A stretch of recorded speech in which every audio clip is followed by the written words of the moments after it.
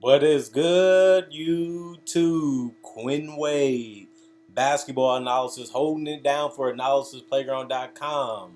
Also, listening to analysis while giving y'all that analysis. We're going to talk about the Milwaukee Bucks versus the Brooklyn Nets, and obviously the game that came on yesterday night.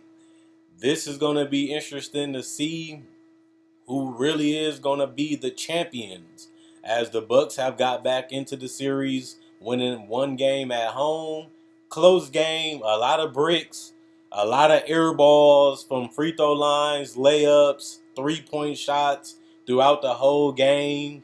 A lot of bad shot selection. I feel like a lot of guys rushed it or forced it and really made their shots more difficult than they had to be. A lot of fouls in this game too that was stupid, or just doing it just because you want to be aggressive and make it seem like you're playing great defense. When playing great defense is being disciplined, staying in front of your guy, and communication, not just grabbing and tucking and making it seem like you're really trying to enforce something when that's a foul and it's not good defense. It's stupid. It's aggressive, and aggressive usually gets you fouled out. And we've seen a lot of guys have 4 to 5 fouls this game, or they were just doing too much and making it seem like they were as intense when actuality was stupidity. Um, but Giannis struggled a little bit from the outside as the game continued to go on. He was able to make a couple of them. It did make a difference because they needed some buckets. They relied a lot on Chris Middleton in the last 3 minutes. He was able to deliver, making some tough shots. He had a couple bad ones that he forced up, a little bit too prideful in those type of shots, and he missed those pretty badly. You got to give credit to Drew Holiday. He could have settled down and dropped the clock all the way down and forced Middleton and Giannis and them to make a tough shot. Instead, he seen the defense not communicating, not fully set. He used his handles to get to the basket, and he was able to complete the basket. That pretty much sealed the game for the Bucks. I will also say that Brook Lopez played good help side defense in certain sections where he was able to stay close to Bruce Brown and make some of those floaters tougher and not as clean and as clear. And I feel like Bruce Brown should have passed up those shots instead of just taking the floater just because you wanted to. You probably should just get the best shot that you can. But you can make that argument for a lot of these plays. A lot of these guys took shots that was way too tough, or was just forcing it on both ends of the court. And if you'll live with it. That's why the game had low field goal percentage. That's why the game came down to an 84, 80 something score. And that really, honestly and truthfully, shows you that this game wasn't as great as we thought it would be. But somebody has to win it. The Bucks needed to win it, and Giannis was aggressive offensively, and he did mix it up. He's just not the greatest perimeter player, and he's also real bad from the free throw line. But they live with it. I feel like Middleton did step up. He struggled throughout this series, and he helped them win this one game. And it's important because now they can win another game in Milwaukee, and it's tied up. Kyrie, he took some tough ones. He made a couple, missed more than he made from the tough ones. But, Kyrie's going to do that regardless if it's a regular season game or a playoff game. But, you know, they came close enough to where they could win this game, and they just couldn't get it done. PJ Tucker missed some shots badly too, but he was in there to really just give them some physicalness and some toughness, and he got a couple fouls to go his way that really gave the Bucks more opportunities to build a lead or give them somewhat of a cushion or to give them a chance to tie the game, and that really helped them stay in the game and stay afloat when the fourth quarter was still going on. I will also say that Nicholas Claxton, Landry Shaman, and those guys didn't really deliver off the bench. They either got in foul trouble or didn't really contribute. Joe Harris missed a lot of gimmies, whether it's from mid-range or three. They was wide open, and he just wasn't knocking them down the way we know Joe Harris can. This was a game that Joe Harris could have got 20, 25 points easy if he would have just knocked down the uncontested shots. He just didn't have it tonight, and that worked in the Bucks' favor as it allowed them to get in transition and attack Brooklyn pretty consistently. Even if they didn't make the shot, it gave them a decent enough look. Drew Holiday didn't necessarily shoot the ball well this game, but he did make the shot that mattered most. They're going to still have to figure out what they're going to do with Drew Holiday offensively because he has been very poor scoring the ball this entire series, even the game that they won. And if this is going to be their big three, they're going to have to show up on both ends of the court, and that it does include Drew Holiday. And it's going to be interesting to see what they do um, with him because if he's not going to be able to make floaters, he's not going to be able to make mid range. Then on top of that, he's not going to consistently be able to be an outside threat either. It really does make it tougher for the Bucks to score if Giannis not going to score from the perimeter, but neither is PJ Tucker and neither is Drew Holiday. And even Bryn Forbes had a lot of threes where he was open and he missed, and he forced shots and he missed. And he hasn't had that impact like he did against Miami when he came out just letting it go and it was all net. He's been bad this entire series on both ends of the court. And it's unfortunate, but I thought that he would be like this, and it ended up becoming true.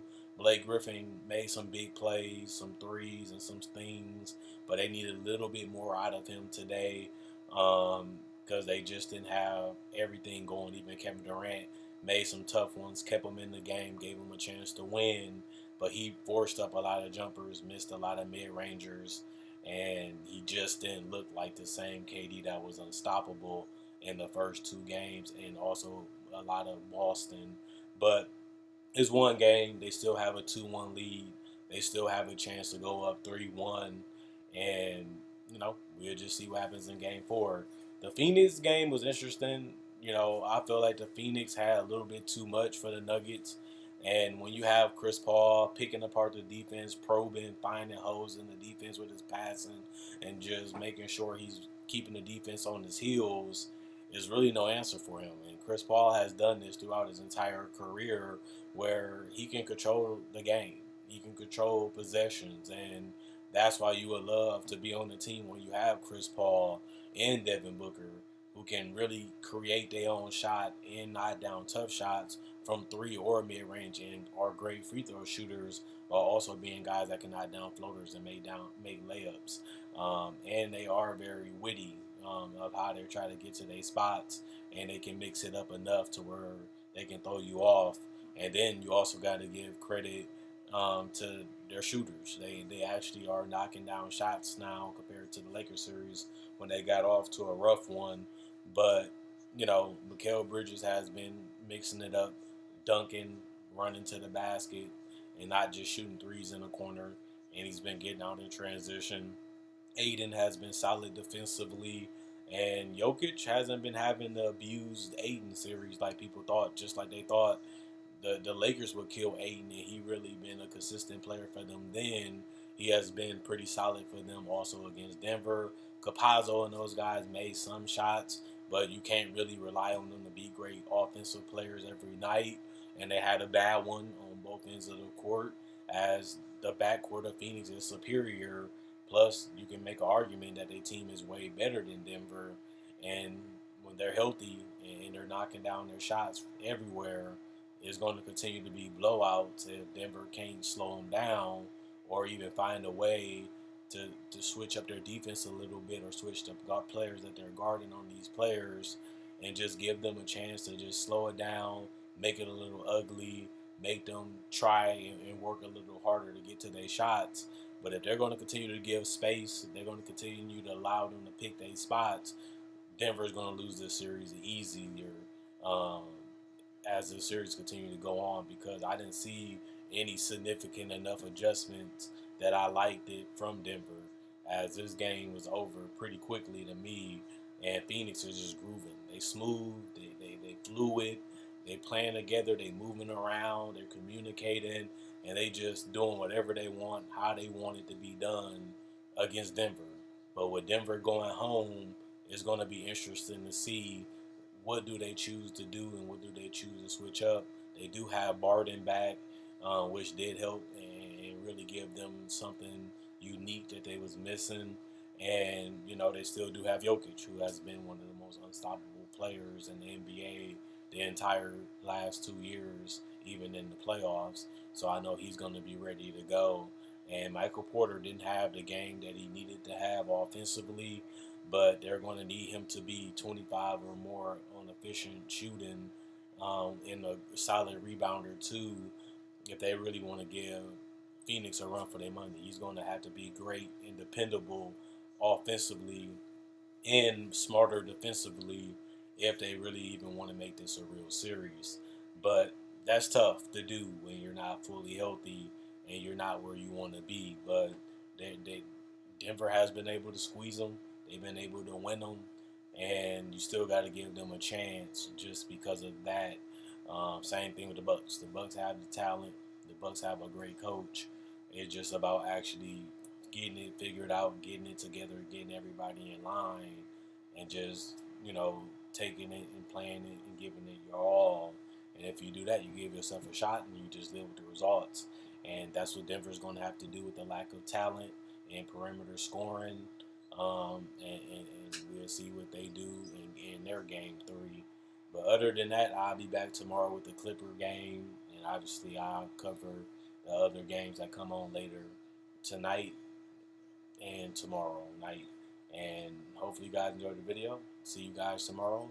Quinn Wade, basketball analysis. I'm going. Let me know what you guys think about these 2 series that came on yesterday and today. And, let's see what happens in the playoffs.